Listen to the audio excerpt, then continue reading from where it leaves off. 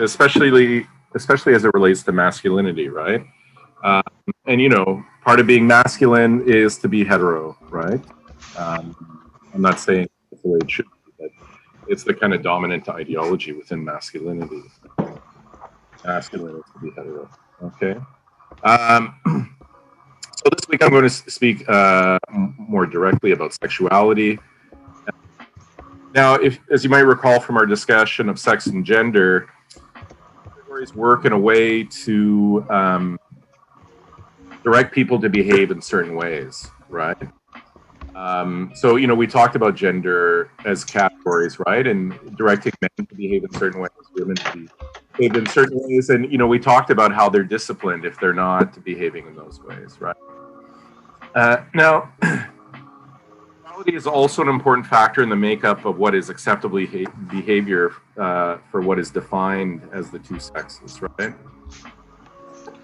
The idea that heterosexuality should be the norm, that it is natural, and that women should be sexually attracted to men and only engage in in sexual relations with men.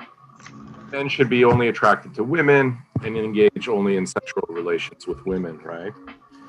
So any other type of sexual relationship is often seen or constructed as deviant, as natural, and is discouraged, sometimes even sanctioned with violence, right? So, as many people in the LGBTQ community will tell you that, they still fear violence in their daily lives quite often, okay? Now, the idea that heterosexuality is the norm, that it's natural, and that other sexual orientations are not, is what, sometimes we refer to as heteronormativity, right? And think about it, we live in an extremely heteronormative world. Many religions, many of the dominant religions state that anything outside of a heterosexual relationship is sinful, right? Most people envision a heterosexual couple with children when we use the word family, right? And like I said earlier, people get beat up and killed all the time for being gay or being suspected of being gay, right? Even so-called liberals who claim to be okay with gay people often request that they don't flaunt their sexuality in front of them, right? And I've had relatives say this to me: "Oh, I'm okay with gay people. I just, wish they wouldn't flaunt it in front of me," right?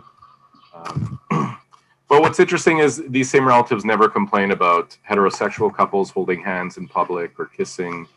It's so accepted as normal that many don't even notice the hypocrisy, right?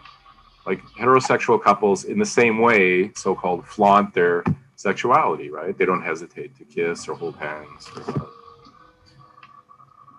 And even in so-called progressive countries, such as in Canada, there are still debates over same-sex marriage. Former Mayor Rob Ford refused to attend Pride Parade, right, when he was mayor, and that was only a few years ago.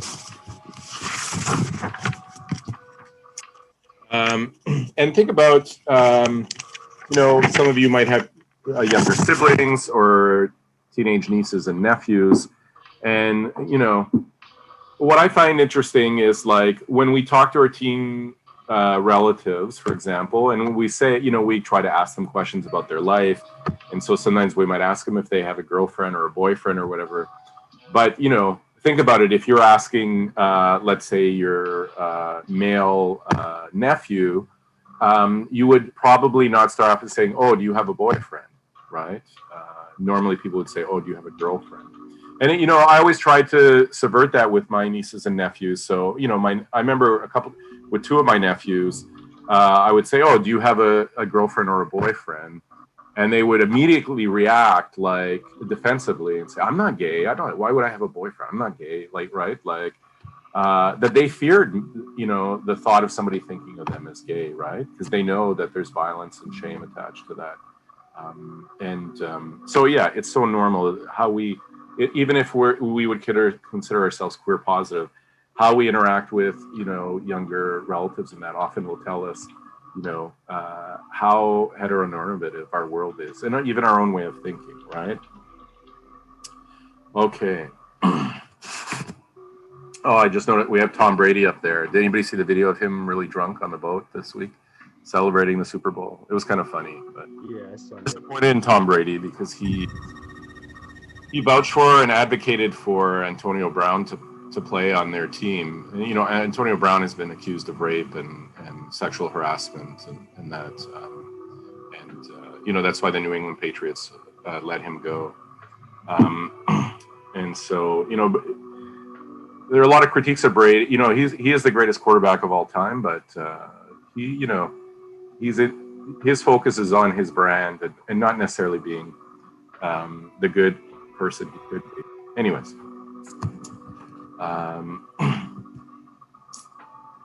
okay. Now, what's interesting and important to understanding the role of sport in relation to sexuality is that sexuality is a categorized concept, such as, you know, the categories of homosexual and heterosexual.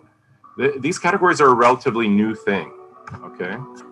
And the terms heterosexual and homosexual were first used, or were used for the first time in 1869. Before I talk about that, I have these slides up because I find these pictures very interesting. This one I think I Googled, but I remember this one was making the rounds on Facebook, and it was making the rounds because people aren't used to that, to see two athletes intimately kiss each other like that on the field and that, right?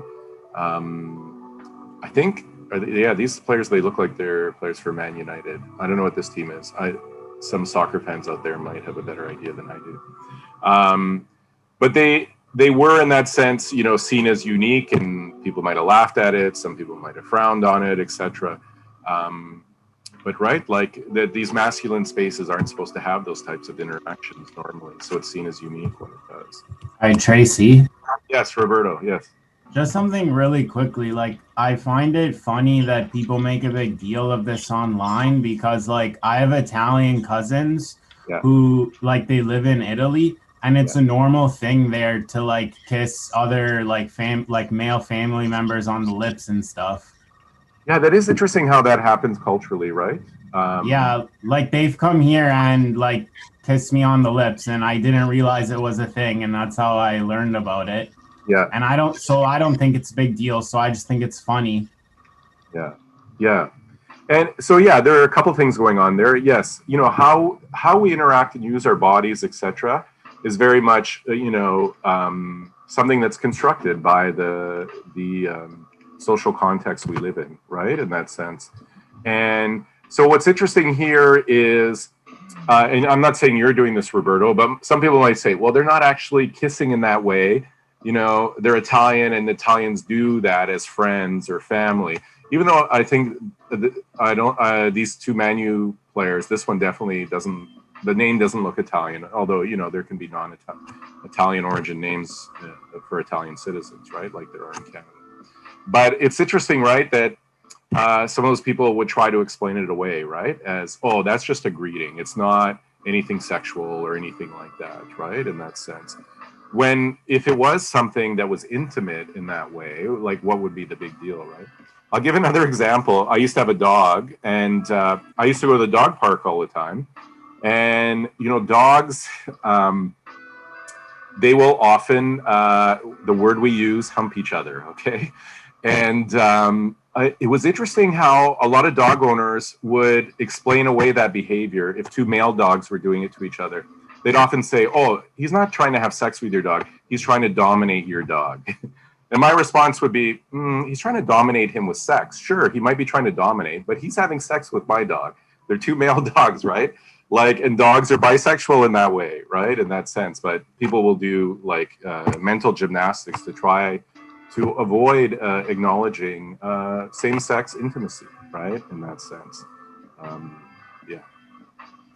Okay. Okay, so back to the idea of the terms heterosexual and homosexual.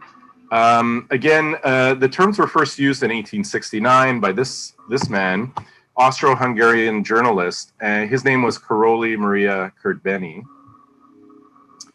And he created these words as part of his response to a piece of Prussian legislation that made same-sex erotic behavior illegal, even in cases where the identical act performed by a man and a woman would be considered legal, right? So, and so he was an activist at the time who was doing a lot of writing and campaigning and pamphleteering to try to change a legal opinion on the matter, right? Like he didn't want it to be illegal, right?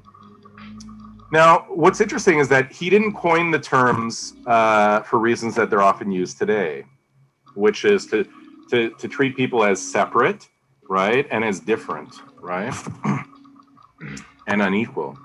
But what he, but in a way to try to equalize same-sex and different-sex relations. Okay, so his intention wasn't to separate people in that way, but he wanted to point out that that these two types of sexual relations and social relations should be treated as equal, right, in that sense. And he was just pointing out different ways that people could be sexual, not as unequal or hierarchical, but as just as two different parts of the same thing, which is sexual relations, right? Now, important to the idea that these terms didn't exist until Kurt Benny first used them is that previously these categories didn't exist in the Western world. Okay. So, for example, these categories were unknown to the ancient Greeks. Okay. So during ancient Greece, people engaged in same-sexual relationships, but it was seen as normal. You weren't given a less separate or lesser identity, right, in that sense. And, you know, growing up, as a kid, growing up in a very homophobic culture, I remember all the time Greeks being made fun of for being, you know, the kids and adults would say fags, right, a derogatory word. And, you know, I still once in a while, you know, I have Greek friends and I'll hear people tease them about because they're Greek, then, you know, then they're gay. But, you know, at this time, again, people engaged in same-sex relations was seen as normal, right? And you weren't given a separate or lesser identity. Now, today, some people describe ancient Greece as bisexual, but this is wrong, to say that, right? You know, to say that they were bisexual is to construct sexuality categories, right? Again, these categories did not exist in ancient Greece. Okay, nobody even gave it a thought to try and categorize people according to how they had sex, right? And to make this point clear, I'm going to use ice cream as an example, okay? Because sometimes students have a hard idea conceptualizing anything but the kind of sexuality categories we have nowadays, okay? So most people like ice cream, right? I haven't met anybody who doesn't like ice cream, okay? And often people have a favorite ice cream. Now, if we, now what if we as a society decided that people should be categorized by their ice cream tastes? And we would have what we call the vanillas and the chocos, okay? So here on the left there, anybody know who is on the left there eating vanilla ice cream? Muhammad Ali. Yes, Muhammad Ali, one of the greatest, most beautiful sports figures in the history of sport. And we'll talk about him later in the course. He was an amazing man. Okay, and on the right, I'm sure people know who that is. Kim Kardashian eating, I'm going to say it's chocolate ice cream, but I think it's dipped with chocolate on it. But let's say it's chocolate ice cream, okay? So let's say people were categorized into these things, vanillas and chocos, right? And now all of a sudden you would be placed in a strictly defined category, meaning if you were a choco, this meant that you only ate chocolate ice cream. And those that were categorized as vanilla would only eat vanilla ice cream. But what's interesting is with these categories, let's say the vanilla ice cream eaters were seen as lesser people than the chocos, right? People would say that the vanilla ice cream eaters are perverse, that there's something wrong with them, right? That God said that this is disgusting, right? that only ice cream, that the only ice cream that should be eaten by people is chocolate ice cream.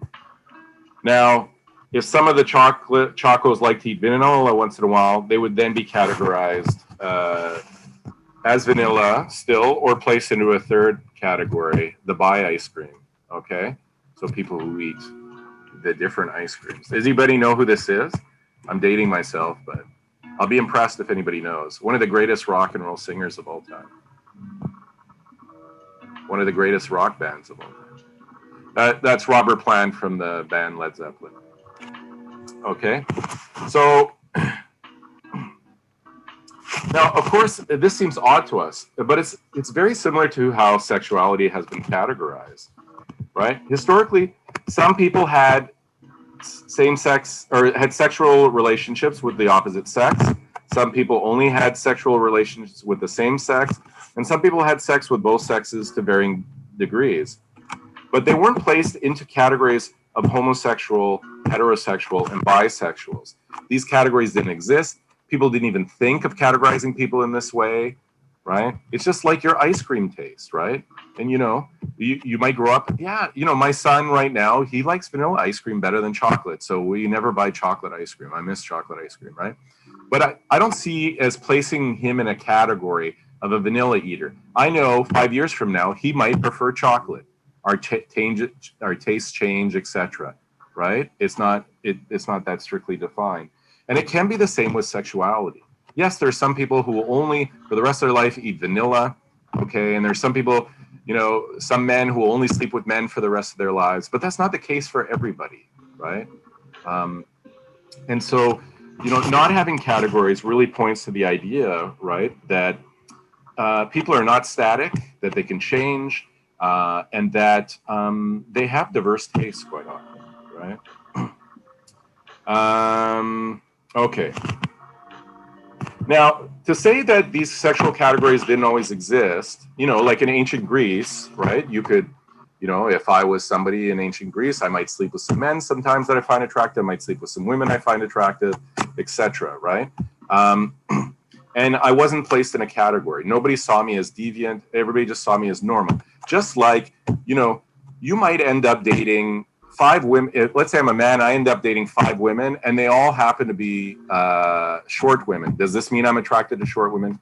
Maybe. I'm not sure. But nobody puts me into a category, right? Oh, he's the short woman guy. That kind of thing, right? That defines me. That tells me, okay, you're deviant because you're attracted to short women, or you're only going to sleep with short women the rest of your life, right? These things seem ridiculous, right? But it is, when you think about it, the strictly defining people and their sexuality to gender is ridiculous as well, right? Now, to say that these categories didn't exist until the late 1800s doesn't mean that same-sex relations were always accepted, okay? That people were often demonized, even historically, for being in same-sex relationships, right? And sometimes it was considered illegal, and religions would punish you for it, like Christianity, for example, okay? But these people weren't seen as gay, okay? They were seen as somebody involved in deviant behavior. Just like I might go shoot up heroin in my arm, right? That's considered a deviant behavior by society right now, right? But they don't, let's say I do it once every 3 months or whatever, they wouldn't, now we have the category of the addict, but, right? Like my enjoyment of heroin once in a while doesn't define me into a category, right? It might be seen as deviant, but I'm not seen as different than other people, right? As to who I am. I'm seen as somebody who did something deviant. That's all. Just like I might go steal a loaf of bread or something, right? So yes, people were punished in certain places historically, but they weren't labeled gay. They weren't labeled part of the LGBTQ community in that sense, right? Okay. Now, so it's just like ice cream, right? We don't categorize chocos and vanillas. Whatever, people like whatever ice cream they want. We don't put a lot of thought into that, right? Now, that's not, sorry, another way to look at it is that to engage in a gay sexual act is one thing, but to be a homosexual is something else, right? Now, while 1869 was the first time that the terms heterosexual and homosexual were first used. It wasn't until the turn of the century that they came to commonly denote two sexual identities that privileged one over the other. Okay.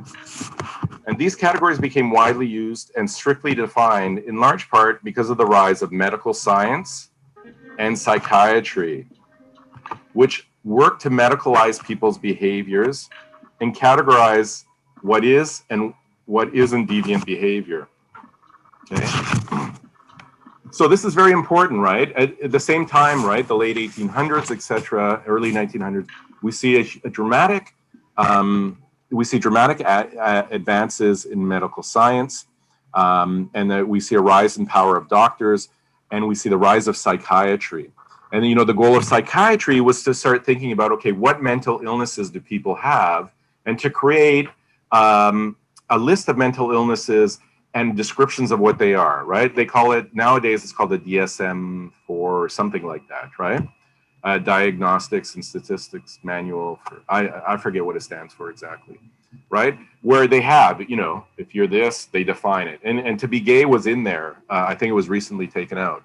But, right, like, so you see these psychiatrists starting to define what is a deviant behavior and what isn't. And they define being gay as deviant and helped promote and produce that category of the gay person as a bad person, as a deviant, right? As something wrong with them psychologically, right? So we still see psychiatric institutions, often, you know, financed by religious organizations and that, which will, you know, work to deprogram a gay person, right? To make them heterosexual, right? In that sense. They're not successful. You can't help your desire, right? These desires are something you can't help, right? But they claim they can, okay? Okay, where am I here? Yes. Okay. Now, since then, we've seen these two terms develop and operate as a binary. Remember, I spoke about binaries in terms of sex and gender, right? So now there's this binary of heterosexual and homosexual. Okay, anybody know who these four people are here? I use them as like exaggerated examples of the binary of heterosexual and homosexual. Okay, I forget this actor's name. He was in the British show, comedy sketch show, for Little Britain, which is fantastic if you haven't seen it. And he would play this character, the only gay in the village, and it was funny. It was funny because you know, he would claim that he was being discriminated against in this village, but everybody was like really liked him. It was nice to him. And he was, you know, he would claim he was the only gay person in the village when there were other gay people, etc. And so this is a running comic skit about him. Anybody know who this woman is with the snake? That's Brittany Griner. She's a superstar NBA player who's come out as a lesbian woman. And of course, her name's here, Kate Upton, who's been on this cover of a Sports Illustrated swimsuit model edition for 3 or 4 years in a row. She's married to a baseball player. I can't remember which one. Justin Verlander. There you go. Thanks. What was I going to say about her? Oh, that's the biggest selling Sports Illustrated issue every year, by far. And, you know, has nothing to do with sport. And, you know, there are major elements of sexism to the issue, and Sports Illustrated has been critiqued for that. But for them, their bottom line's the most important. Anybody know who this is? And the top. Taking a wild guess, is that Brian Bosworth? Yes, very good. So Brian Bosworth, he played for the Oklahoma Sooners. He was one of the most highly touted linebackers in history. Played for the Seattle Seahawks, was run over by Bo Jackson in one game, and I think he injured himself to the point where he could never play again. But at the time, you know, he was this very hyper-masculine guy. He later became a semi-successful action actor. But, you know, we see these binaries of how heteros and heterosexuals are constructed, right? So, you know, the heterosexual male is the hyper-masculine. the homosexual male is the effeminate, campy, stereotypically gay male. And then the heterosexual woman, right, is the woman with the ideal body that the male gaze loves, right, in that sense, that the hypermasculine guy will attract. And then, the stereotypical lesbian as butch, etc., not playing femininity in the same way that Kate Upton would, right, in that sense. So as opposites, this binary serves to define each other, right? A heterosexual is what a homosexual isn't, right? That's how it's defined, right? So, we can think of those things, the opposite qualities of the gay man and the hetero man and the gay woman and the hetero woman, right? And we know, for example, that female athletes are often labeled as dykes in a derogatory way, right? If they have muscular bodies and don't carry themselves as the normally defined woman does, right? So, they don't carry themselves in that stereotypical femininity in that sense. Now, again, if you remember from last week, I spoke about how masculinity is produced and reproduced in sport, right? Boys, teens, and men are encouraged to prove their masculinity by performing masculinity. And this entails acting in masculine ways that are approved as masculine and acting in ways that are not seen as feminine and that are not seen as gay, right? So, growing up as a kid, the worst thing we could be called was a pussy or a faggot, right? Those two terrible words, right? But you notice that to say somebody is not masculine is to say, those two words is to say that they are a woman and that they are gay, right? In the most negative kinds of ways, right? In that sense. And again, the ultimate form of not being those things is to hate those things, right? To exhibit a hatred towards those things, right? And, as kids, we did do this. And, I'm horrified at the thought of what it was like for the gay kids in our schools, right? And not only for them, but for the kids who might have still been heterosexual, but didn't perform masculinity. And so we're often categorized as gay in that sense, right? Even myself, I grew up with, the name Tracy, and constantly having my own sexuality questioned because of that. And, I grew up as a kid who was part of the masculine group, who played sports, excelled at sport. I was part of the in crowd, etc. But I still had that question by outsiders. And funny or not, mostly by parents. So it was odd, like especially in elementary school, if I went to a friend's house and I met their parents. And, I grew up in a very working class neighborhood. And I met their parents, and they would say, their friend would say, "Oh, hi, this is my friend Tracy," to their dad. And several times I got, I thought that's a girl's name. And even one parent thought, is he gay? I heard it as I was leaving, right? In that sense. So there are those connections, and we're taught as boys to hate those things, to hate what it is to be a woman, to see that as weak, and the same thing is to hate what it is to be a gay man.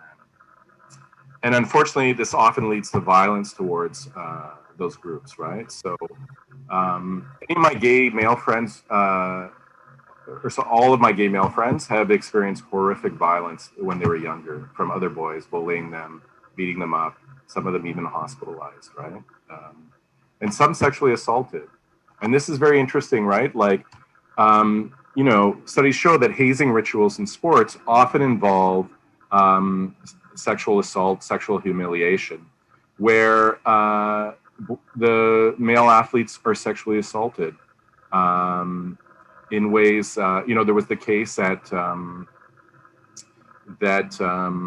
private school in Toronto in high school during a hazing where boys were sexually assaulted by their peers. This is a form of performing masculinity, right? To humiliate them by sexually assaulting them as a gay man. Sorry, are you talking about the St. Mike's thing? Yes. Yes. Yeah. And it's not it's happened at dozens of schools in the U.S. and Canada and universities. You know, I have friends who played university sports, and you know, they would tell me the hazing stories, and it was truly eye-opening and really sad to hear the kinds of things that happen. Okay. Now, where are we at here? In sports, how you learn about gender also melds with what you learn about sexuality. You can't disconnect them, right? So, you know, how we are supposed to behave as men and women is put together with how we are supposed to behave as sexual beings. You can't disconnect them, right? So men are supposed to be aggressive, achievement-oriented sexually through sports. Women are not supposed to be active sexual beings, and they're painted as slutty if they do so. Okay. So anybody know who the two people on the right are? Kim Kardashian, for some reason, shows up in a lot of my slides. Anybody know who the guy she's lying on is? Reggie Bush. He used to play for San Francisco. I forget where else he played. Did athlete when he was coming out. Right, but you know, he would be admired for dating her and you know his sexual relations with women, but she's often been constructed as a slut for the men she slept with, right? And then I think most of he was her husband. what's that? I think didn't she marry him, or was that? I don't think so. She married a basketball player, and that lasted about 3 weeks. And I know she was married to Kanye last. And she was also married to another guy. I think I don't know if it was him or this other guy. I can't remember. You might be right. Yeah. What's interesting, right? Like in you know, not only has she been constructed as a slut in that sense, but she's also been morally demonized because most of her boyfriends or partners have been African American, right? So there's a kind of racism that plays in there too, into who she is as a sexual being, right? And is betraying her white race in that sense. On the left, there's an image of the slut walk. Does anybody know about that? Has anybody heard of the slut walk and where it started? Yeah, go ahead, Christopher, if you've heard of it. I think it started as a response to, I think it was a high-ranking Toronto officer made a comment if women didn't want to be sexually assaulted, they shouldn't like dress for it, something like that. Yeah, so this happened at York University at Osgoode Hall. There was a discussion on sexual assault, and yet the cop said if women don't want to be sexually assaulted, they shouldn't dress slutty. Yeah, I remember it caused a huge controversy, and like we heard about it the next day, and like the whole city was in an uproar. Yes. And so Toronto started what was called the slut walk. So encouraged women to dress the way they wanted because, you know, how a woman dresses never makes it okay for a man to sexually assault her, right? That's absolutely ridiculous to blame women for that. Not only that, but we celebrate women like Kim Kardashian for wearing barely any clothes. And that's her right? Like it's her body; she can do what she wants with it, and that never justifies a sexual assault of any woman. What's interesting is the slut walk. I'm not sure if it's still happening, but it spread all over the world. Coming from York University, there were thousands of slut walks that occurred because of what happened at York, which is fascinating. I've heard about these other defenses in like criminal cases. So I took a class about gender and the law, and they talked about how in some sexual assault cases, the men would bring up the women's underwear as to show that they were asking for it or something. Yeah. It's terrible. Yeah, and the courts are biased against women. Most women who are sexually assaulted and go through trials don't see their rapists put in prison. There's a famous case of a woman I know at York who was raped by another grad student, and her trial was on at the same time as Jian Ghameshi's trial, who was also accused of violently attacking many women. Initially he was convicted, and then it was overturned later. And what's really sad now too is men who have been found not guilty. It doesn't mean they didn't do it, but who have been found not guilty by courts. And I forget what the percentage is, but it's very rare to get a guilty conviction. Like the percentage is very low.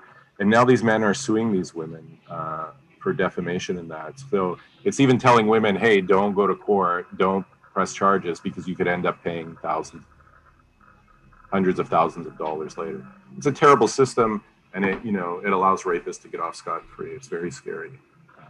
And I'll say this: I have 4 or 5 women in my own family who have been raped in their lifetime. There are women in my family who have been sexually abused as children, and I don't think this is unique. Like, I think it's pretty typical. The rates of sexual assault on women are pretty high. And you can't deny that in that sense, we live in a rape culture, and it's really sad, right? And I've seen, in my own family, how it's destroyed lives. Okay, where was I?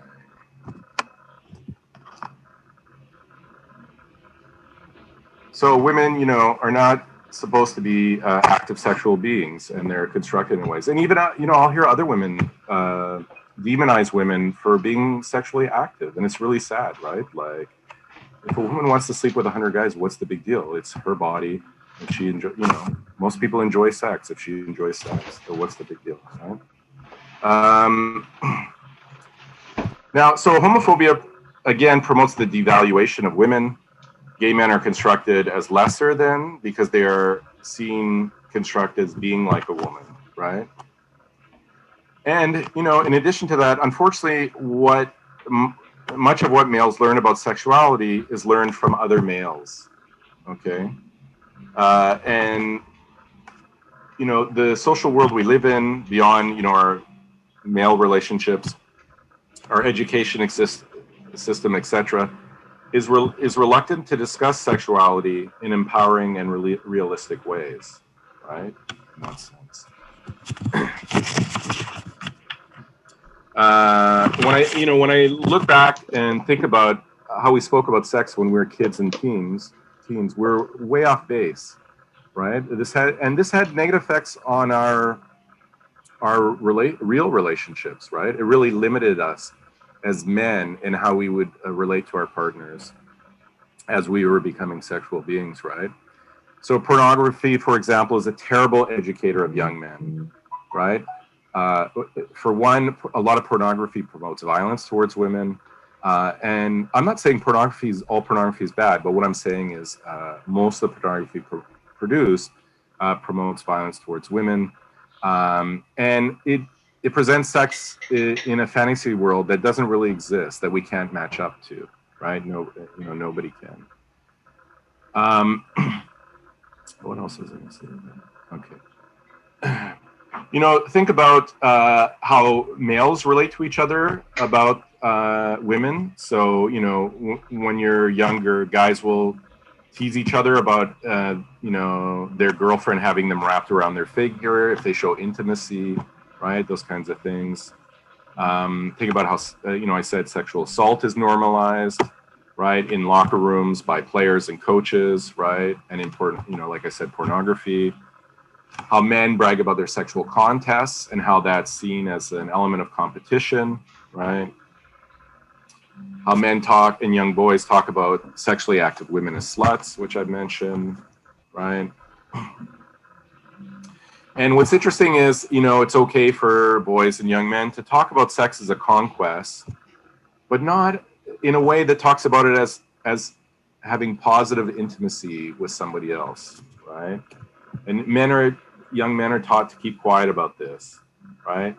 Again, men are supposed to be non-intimate, and this works with talking about women as sexual objects rather than as people you might care about, right? So talking about, their bodies as objects rather than as human people who have feelings. Okay. Now, a lot of LGBTQ athletes have complained about homophobia in sports. Unfortunately, very few sport organizations have been active in dealing with this problem. Their silence in many ways works to allow homophobia to continue. They are part of the problem. Sport is a big part of the problem, okay? For example, until very recently, the National Football League and its league's representatives never speak about homophobia in the league, okay? Never talk about it.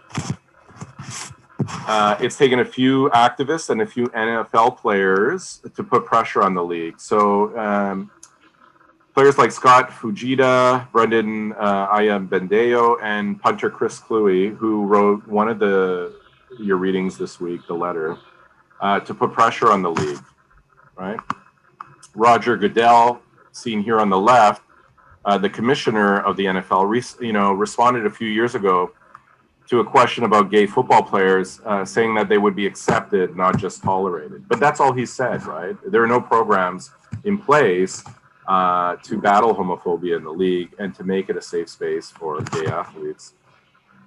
And, so their response has been inadequate. Homophobic actions by players have not been disciplined. So this player on the right, Chris Culliver, he played for the San Francisco 49ers a few years ago. And just before they were about to play in the Super Bowl, he responded to questions about welcoming a gay player on the team by saying he wouldn't welcome a gay player in the locker room. He also said that the 49ers at the time didn't have any gay players, and that if they did, those players should just leave. Okay, and he said this publicly. It was written about. It's on the news everywhere. What's interesting is that he was never fined or suspended.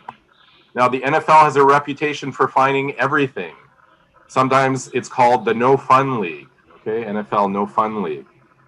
So on the left here, I have a picture of Chad Johnson. He's retired now. Oh, both players are retired in the last few years. Anybody know who Chad Johnson is? I love Chad Johnson. Didn't he sexually assault a woman supposedly, or? Oh, no way. This must have been recently.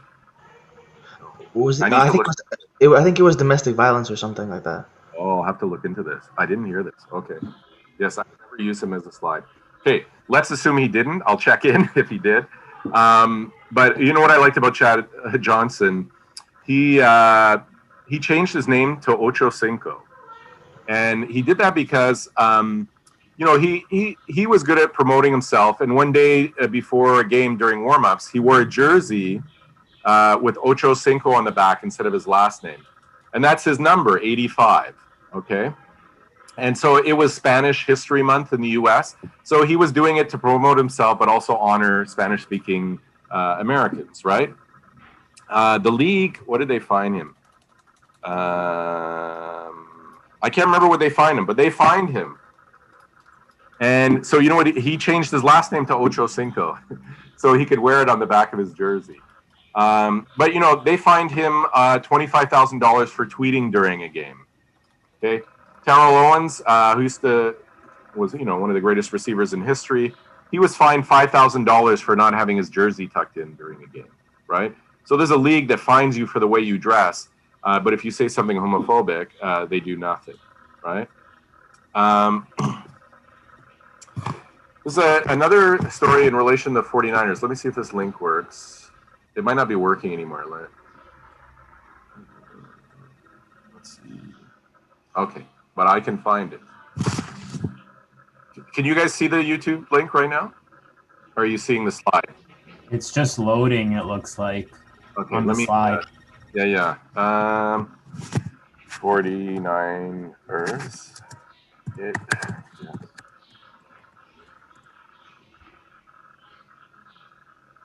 I'm going to stop. Let me just play this video for you.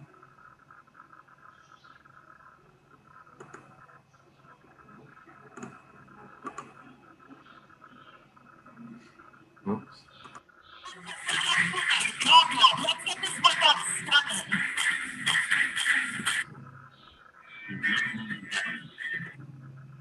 Okay. Whoops. I want this to pause. Give me a sec here, guys.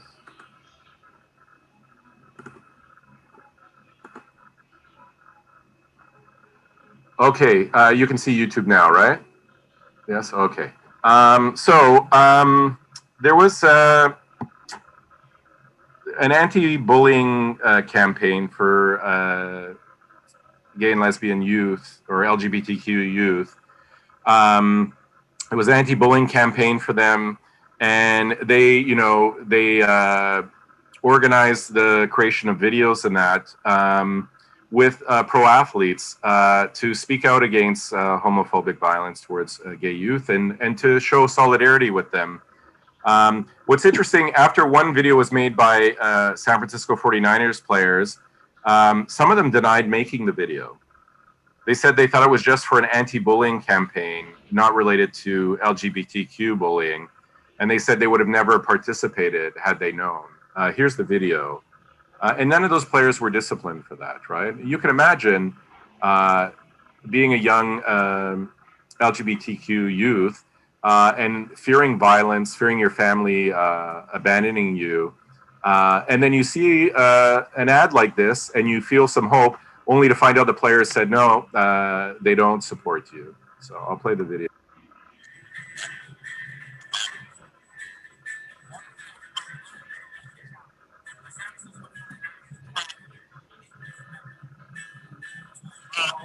It's really difficult to hear.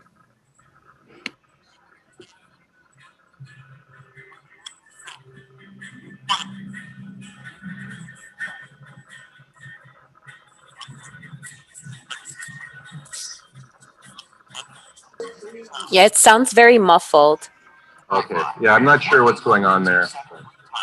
It look, I'm not going to ask you this on a test about the the volume stats. is down on your computer, like you can see in the YouTube one. Oh, that's what. Yeah. I can play it again. It's only a few seconds long.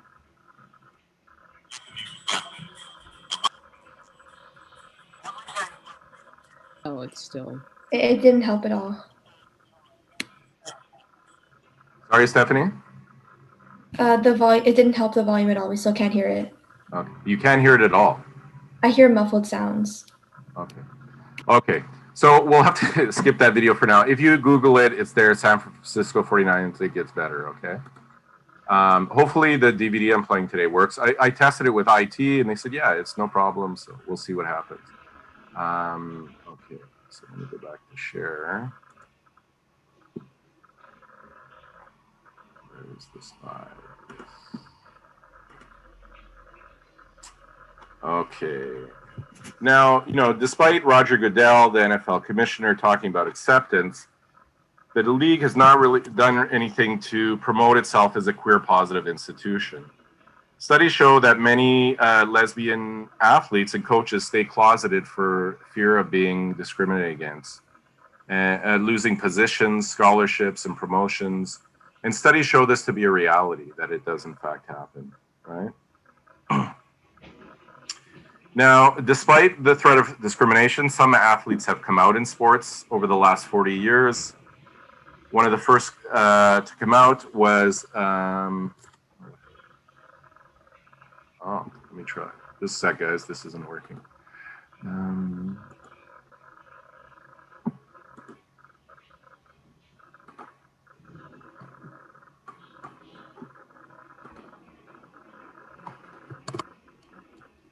So one of the first to come out was this guy, David Kopay. He played in the NFL from 1964 to 1972. He didn't come out while he was playing, right? So most athletes who've come out have come out after they retired. He was one of the first to come out. He retired in 72. He came out in 1975. He wanted to have a career in coaching, and he was never hired to be a coach. Okay, and he cited the fact that he came out as the reason. Other athletes who have come out after retirement, Roy Simmons on the top left there. These are former NFL players. Sarah Tualo, the bottom left there in 2002. Wade Davis, the top right there in 2012, and Kwame Harris in 2013. But again, none of them came out while they were playing. And again, I've talked about Martina Navratilova before. She came out in 1981. while she was playing. And she states, again, that she hasn't made as much money in her career in endorsements than she would have had she not come out, right? And, before Serena Williams, Martina Navratilova was considered the greatest tennis player of all time. It would have been amazing to see those two play each other. Okay. This gentleman is Dr. Tom Waddell. He's a former Olympian, and he founded the Gay Games, which were first held in 1982. Now, what's interesting is the Gay Games were originally called the Gay Olympics, okay? And the International Olympic Committee and the U.S. Olympic Committee sued them and forced them to change their name. Okay, so here you see the original poster for the Gay Olympics, and they had to change it to this, the Gay Games, because they were sued. Now, people have pointed out that they think this is motivated by homophobia because before that, their organizations like the Special Olympics have existed and were never forced to change their names, and neither were the police and firemen Olympics that occur, right? And so they've never been critiqued or attacked by these committees. The only Canadian city to hold the Gay Games has been Vancouver in 1990. I was living there then. Yes, I was living there then. What's interesting is when they happened, a church group from outside of Vancouver took out full-page ads in the major Vancouver newspapers, condemning the games as an impending sodomite invasion, and encouraging people to gather where the games were being held at the time, Empire Stadium, where I used to play my football games, to pray at the event against these people. And the premier of the province at the time, Bill Vander Zalm, refused to fund the event. So when you have, when a city gets something like the Gay Games, it's really good for the city because it's great for the economy, right? You have thousands of people coming into the city, staying at hotels, eating at restaurants, using venues, going to bars, buying things, etc. And so normally a government will fund or put money into it, right? So, the Toronto City Council puts money into Caravana, puts money into Pride, those kinds of things, because they know, hey, if you invest this money, the city is going to way more in taxes and businesses are going to do well, while those things are happening, right? And, the premier at the time refused to fund it. The more recent and more famous case of a gay athlete coming out was Jason Collins here. And he was the first gay male athlete in one of the 4 big sport leagues in North America, so NFL, MLB, NHL, and NBA, to actually come out as gay while he's playing, right? In that sense. He actually wasn't playing when he first came out. He was released by his team before that, and he knew he was going to get picked up by another team. But a lot of teams actually avoided him, and I think he was picked up by the Nets eventually. So he played in the league while he had been openly gay. Okay. In hockey in the NHL, there's a program. They might have changed their name. I have to look into it. But it was the You Can Play project that was dedicated to fighting homophobia in sports. And the project was started by former Flyers scout, and that video is not there anymore. I'm not going to show it. Former Flyers scout and son of Brian Burke, son of Brian Burke. His name is Patrick Burke. Now, the You Can Play project was geared towards telling youth in that they would be accepted by people in the hockey world. It was like, they're more concerned about how you play rather than your sexuality. And that has problems that I'll talk about in a bit, but let me give you more little detail. Brian Burke, who used to be involved with the Leafs organization, I think he just got hired somewhere recently, didn't he? Roberto, you probably know this. Yeah. Pittsburgh. Yes, that's right. I have a funny story about him, but I'll tell later. Now, when this program started, over 100 professional hockey players voiced their support for gay teammates and have been joined by athletes from numerous sports representing approximately 20 NCAA organizations. Now, Patrick Burke created this program after his brother Brendan was killed in a car accident, not long after publicly announcing that he was gay. And Brian Burke and his wife Jennifer marched in Toronto's 2010 Pride Parade after their son had been killed, right, in support of him, coming out. Now, You Can Play is dedicated to ensuring equality, respect, and safety for all athletes without regard to sexual orientation. And it works to guarantee that athletes are given a fair opportunity to compete, judged by other athletes and fans alike, only by what they contribute to the sport or their team's success. So You Can Play seems to challenge the culture of locker rooms and spectator areas by focusing only on an athlete's skill, work ethic, and competitive spirit. So the NHL and NHL Players Association entered into a partnership with this project, and their motto now, I think, is "Hockey is for everyone." Now, I said there's a bit of a problem with this idea. Hockey is for everyone is a much better motto than You Can Play, right? Because the whole idea, we only care if you can play. But does that mean you don't care about them if they can't play, right? So there are a lot of young youth who are gay who can't play hockey. What is that telling them, right? In that sense. And I know Patrick Burke stepped down from that organization because he recognized, as a heterosexual man, that he doesn't live those experiences, and so he's not necessarily the right person to be heading an organization like that. And so, I admire him for that.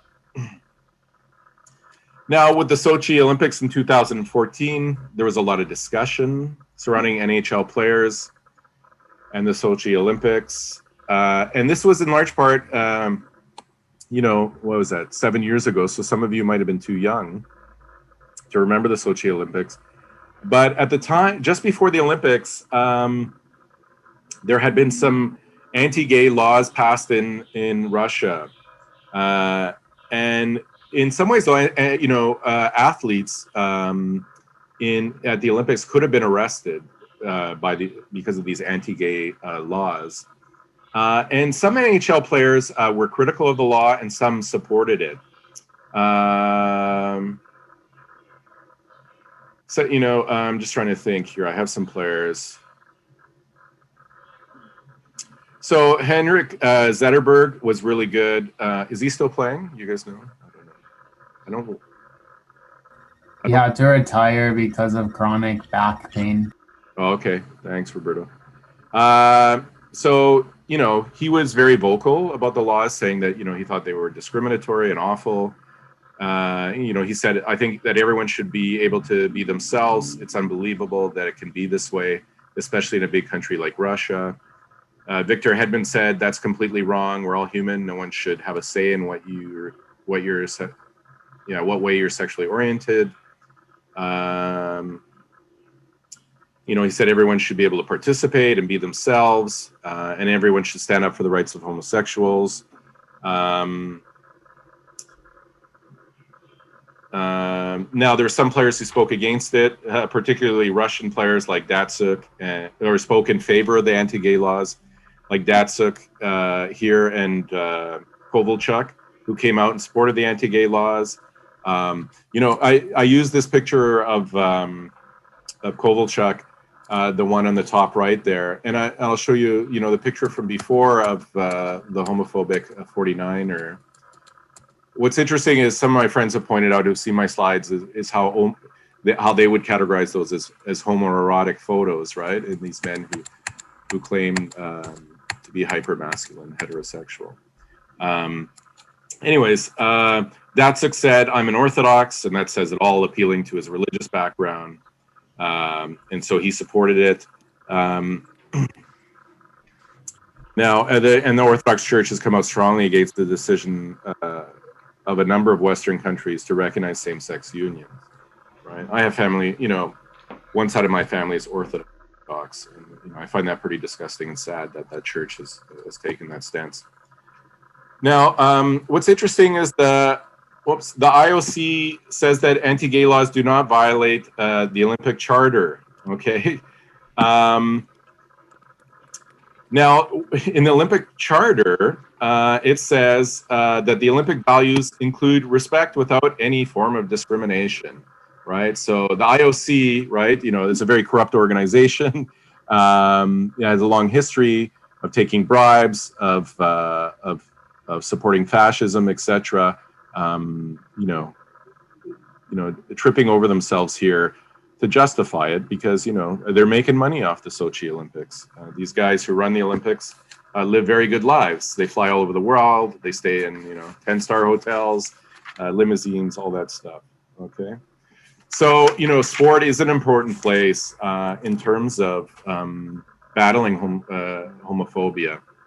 I forgot to mention Sidney Crosby was really good on the Sochi Olympics in terms of being critical of the anti-gay laws. Okay, that's it for that. Any questions about that, folks? Any questions? No? Any comments? Do people think things are getting better in sport? I don't think that much progress has been made, to be honest, Yeah. since like, especially because I follow basketball, right? And Yeah. since Jason Collins has come out, and there's a lot of new generation of NBA players now, and none Yeah. of them have come out as gay. It's not like it's maybe none of them are gay, but like it's not like as accepted, you know. Yeah. So I think it's pretty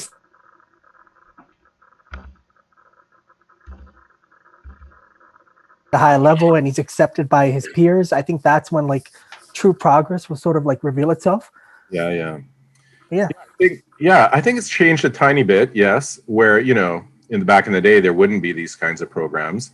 But you're right, especially with male sports, it's still not a safe space for men usually to come out. There have been some examples, like the player, I'm forgetting his name, who played it, you know, he would have been the first, he was the first out man in the NFL, but I don't think he made the team in the end. He played at Missouri. Michael Sam? Yeah, that's it, Michael Sam. Thanks, Roberto. And he said at the University of Missouri, he was very well supported by his coaches and players. But like Chris Cluey, who wrote the article in support of gay rights, you know, he was later released by the Minnesota Vikings. And he says it was because of the homophobia on the coaching staff, that he had been told that he shouldn't talk about gay rights, that he should just shut up by coaches when he was doing it. And I read a really good article where he talks about, you know, if you look at his performance on the field, that he was still a top tier punter in the league, and they let him go. And he knows it was because of that. But in women's sport, it's much better. Not out in the open so much. Although, you know, I'm WNBA, a lot of players are out. I'll give you an example. I have nieces who play competitive hockey and ringette and stuff. And I noticed that a lot of the players on their teams are out as gay. And even my nieces who would define themselves as heterosexual have had very good experiences in that those experiences diluted their homophobia, right? Like they became much more queer positive after, you know, having teammates who were openly gay around them, and it demystified it for them and made it normal for them. And I even have one niece who traditionally defined herself as heterosexual, but after being on, you know, hockey teams for years with many lesbian women playing, came out as gay and felt, you know, and told me that, you know, hockey was a nice space for her to do that, that she might not even admitted it to herself had she played hockey with a lot of lesbian players, right? In that sense, that culturally on the teams, it became normal in that sense. Any comments or questions? Yeah, I just wanted to add, I think it's interesting. It seems like there's in men's sport that there's more consideration for the discomforts of other players who are heterosexual rather than supporting the ones that are coming out. Can I ask what you mean? I'm not sure if I understand. Yeah, so I just mean it seems like there's more care towards all the other players. I'm kind of getting this idea from, I think it was this reading with the wrestling, how there was one of the players that was openly gay, and the other teammate was saying how, yeah, I'm okay wrestling with you as long as you don't make it weird. Like, it seems like it's more concerned with the others and if they're comfortable with having gay people on the team rather than supporting just the person for as who they are, and it won't affect the other players. Yeah, I don't know how widespread that is. You know, the wrestling, it's from a few years back. I'm glad you brought up that study. You know, what's interesting about that, right, is that, you know, wrestling is such an intimate sport where the bodies are so intertwined. You couldn't, you know, as a man, I don't think you could ever get as close to a man without having sex with them, right? And so wrestlers are often having to deflect homophobic criticism of them as being gay, etc. So, you know, the article talks about, well, how that plays out culturally within wrestling, right? And, you know, I don't want to summarize it for people because I want people to read it and understand it so you can talk about it on your test. But yeah, it is interesting in that sense, right? How masculinity is defended and how we compensate for when we're seen as less than masculine, right? Has anybody here wrestled? Roberto, did you? I saw your screen light up there. No, I tried it in high school a little bit. It's the hardest sport I've ever done in my life. You use every muscle in your body for like 2 minutes and you're exhausted, like completely exhausted. I have a question. Yeah. Your opinion on I don't know if you've heard the story of Dwayne Wade's son. It's somewhere in my head up there. I can't remember. Can you? No, so my bad. So I might mess this up. So if anybody knows the story, they can correct me. But like, I think Dwayne Wade had a son who came out as transgender, and now she would like to be called. I forgot her name, but like I remember the backlash that she received from her community. I don't know, like it was mainly on social media, and like and Dwayne Wade was criticized as a father, and I was just wondering if anybody had like that involves the toxicity of sports too, right? Because you look upon Dwayne Wade as like this NBA star, and the fact that, you know, like he was giving his child the freedom to express themselves, he was like widely criticized as a parent. Yeah, I think it's a good question. Did anybody have any thoughts on that? I'm remembering it more now, and I'll say something about it. But does anybody else want to say something? I was just gonna add, it just sucks because Dwayne Wade, we know he's married, and then it's his daughter, well, his son who now came out as a female. Yeah. It's his daughter's sexuality that she wants to put out there, that she is now female. And then it sucks that Dwayne Wade has to get backlash for that. And he's not even the one that came out, but he still has to go forth, play the sport, and try to defend his child. Yeah. Well, I think from what I remember, his response was really good. Like he supported her 100% and said that, you know, he and his wife have a lot to learn. This is something new to them, and that, you know, they love their daughter and they were going to do anything they could to support her. What I think is interesting is what I would have liked to have seen is NBA players come together and say, hey, we support Dwayne Wade's daughter, right? Exactly. Like they have done on other issues. And they've been awesome. Like, you know, Dwayne Wade and LeBron, when they played in Miami, you know, they did that great picture with their hoodies on in solidarity with, I'm trying to remember his name, who was murdered, right? Trayvon. Yeah. I Can't Breathe hoodies. Yes. Yeah. And yeah, they wore in the I Can't Breathe t-shirts. And it would be nice to see them wearing stuff on transgender rights too, right? Maybe that'll happen with, you know, players like Dwayne Wade, their children, you know. Because when it's your child and you love your child, it's much more difficult to be transphobic or homophobic, right? It always baffles me, parents who disown their kids when that kind of stuff happens. I don't get it. I do think it's like a part of like, for me personally, like I've had gay friends, right? But I've never had any sort of like, I never met a person that was transgender or like maybe that I've known of, right? So like there is like an aspect of me like you know, hoping that I can like just get to know them and their experiences, and then like as you said, it sort of demystifies the experience. Yeah. But regardless, like a person's sexuality and their orientation doesn't affect me, and as long as it's not harming anybody, it can, like they should be accepted and shouldn't face any sort of discrimination.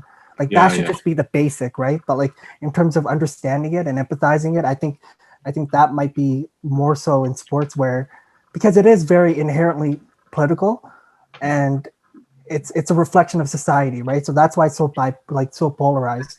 So I just found that story is particularly to be very interesting. Yeah.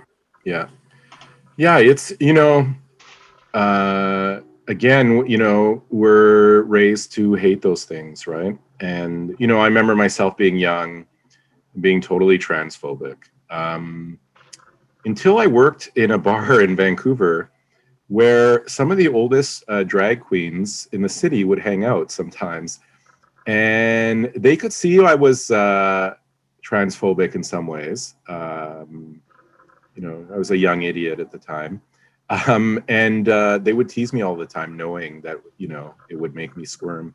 But eventually, I got over it, and I became friends with these women, and they were really nice people. You know, it changed me in that sense, right? But you know, I've seen some really sad things. I've been in places where, you know, a transgender person is, and everybody in that space is like snickering and laughing at them and stuff. It's really scary, really sad, you know, what they have to go through. And sport has been a big place. You know, we're going to watch a film on a transgender tennis player.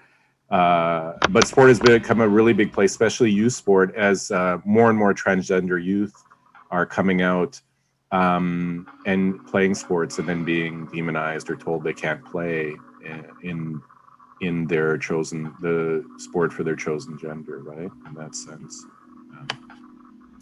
Okay, let's see if this film works. It worked with IT the other day. I'm really hoping it works here. Okay. So if ever you're not hearing it, just turn on your mic and speak up. You know, I'm going to put my screen black so, you know, I can do stuff while I'm watching it. But if you can't hear it, then speak up and, you know, I'll pause it. And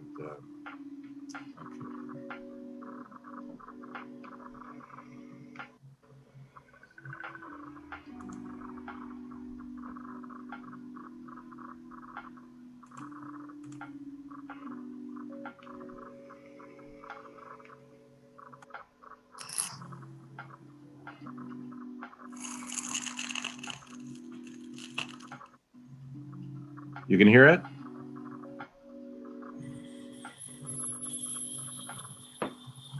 No. Stephanie, you couldn't hear it? No, I couldn't hear anything. Oh my God, what is going on? Okay, let me check. I literally, like, we checked it, did everything. He says, yeah, you don't have a problem. Don't worry about it.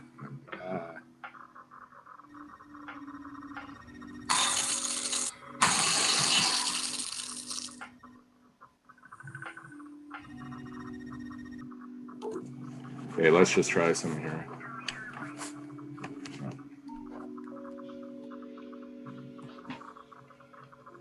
Oh, shouldn't have played with that.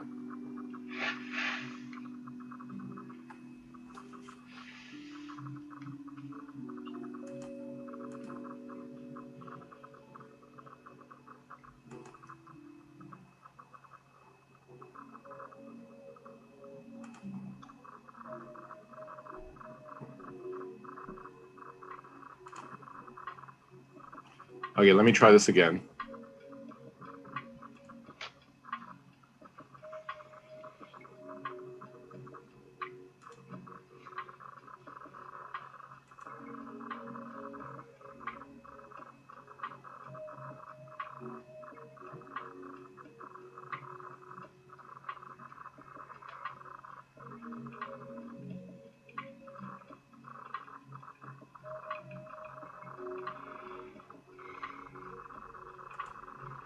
Sorry, guys. It's going to take a sec here.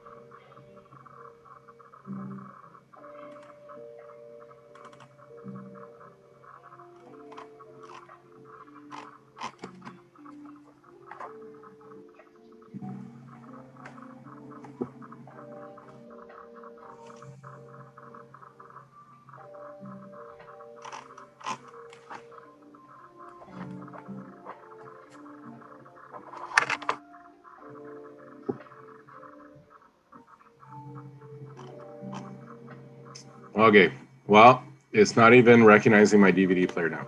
So I'm gonna have to contact IT again. We had it all set up, it was working perfectly.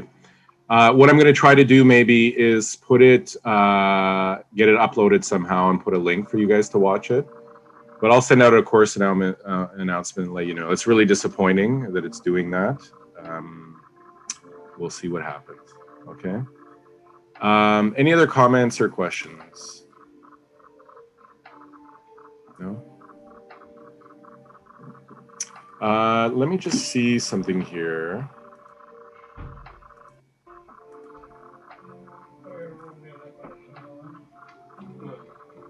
Okay. What question? You know, I'd like to talk about the readings, but I'm not going to summarize them for people. So I only want to talk about them if you've done the readings. Did people do the readings? Okay. So I see a few heads shaking, not everybody's.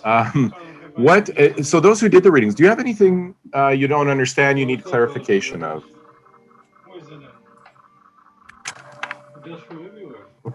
Anybody? What is homo-nationalism? Anybody know what homo-nationalism is?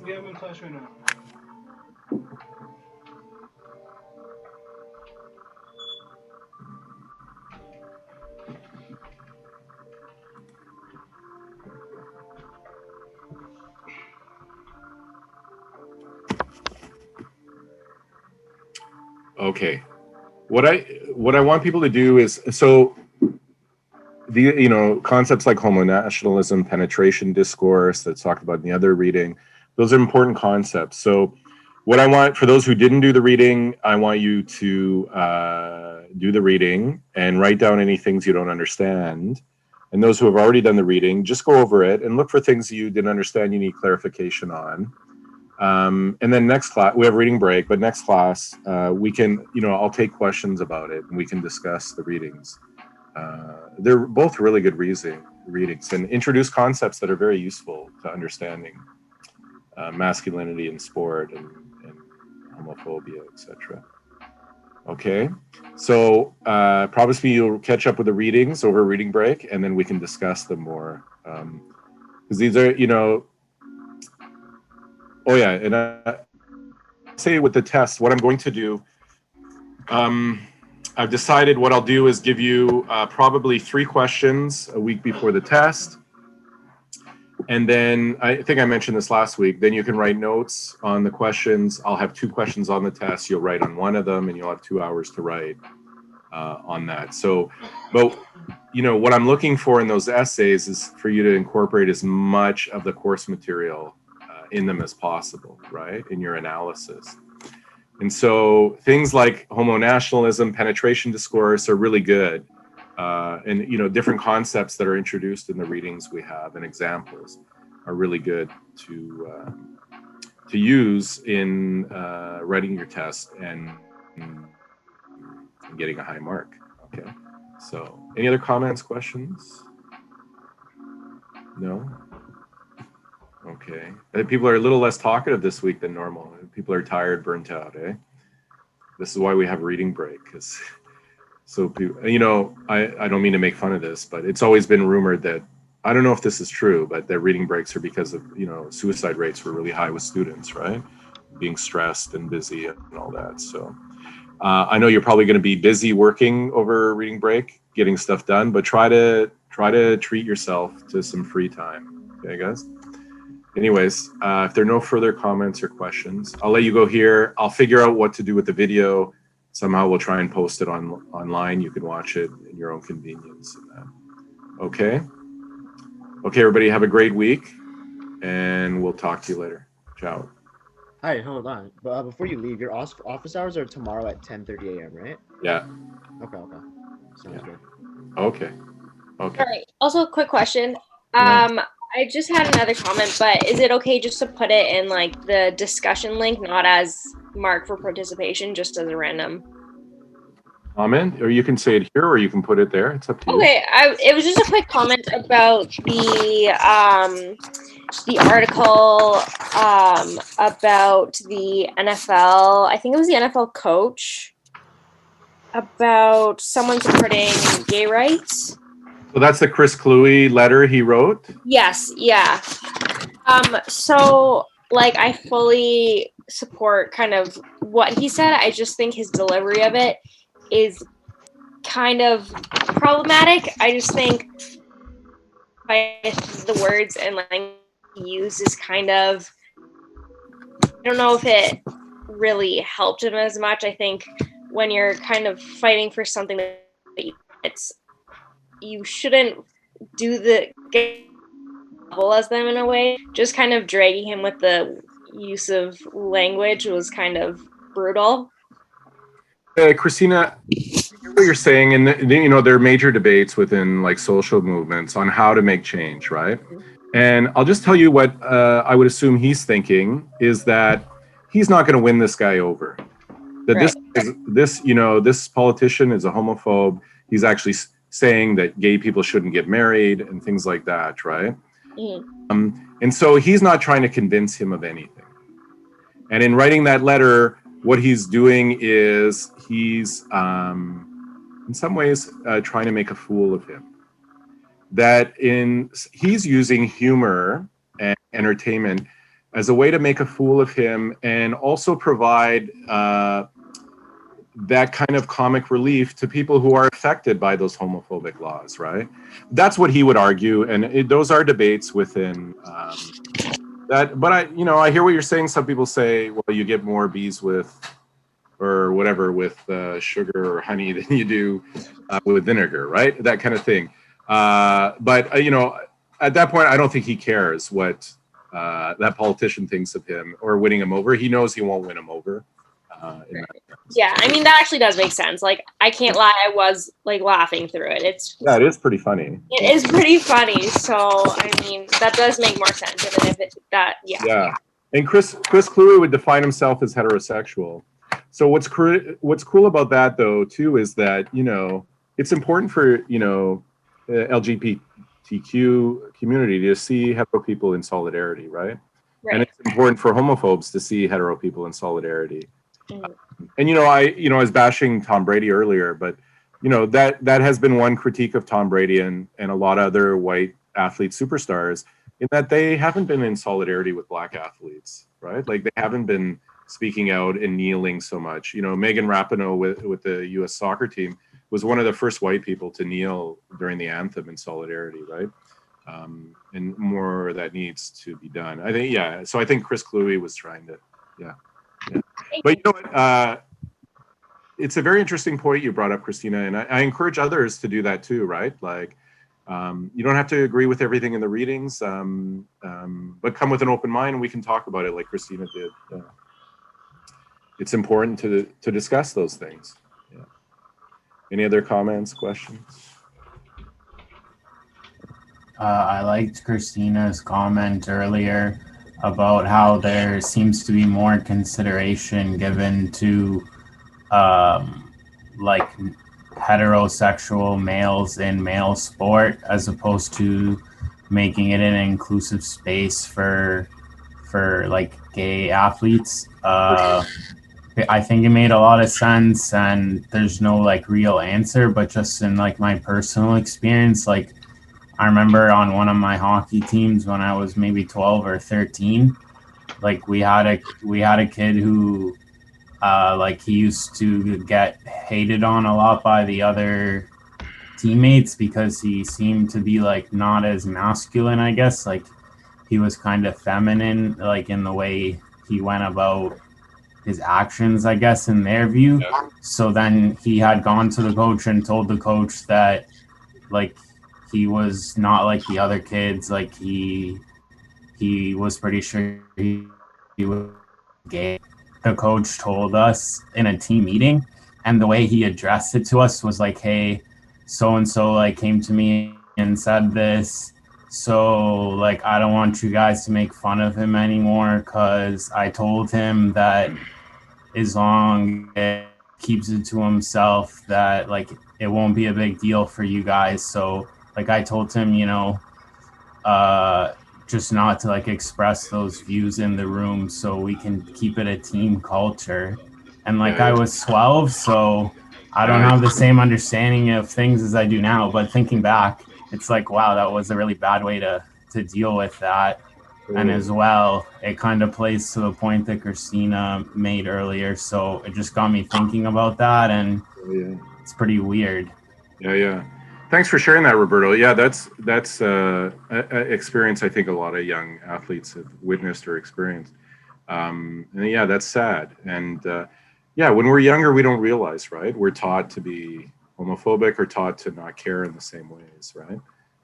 Yeah, so a good experience or a good example. Any other comments or questions? No? Okay. Everybody have a wonderful reading break, and I will send out an announcement about the video as soon as I work it out how to get it up. Okay, everybody? Okay. Thanks for a good class. Take care, everybody. Be safe. Good night. Good night. Right.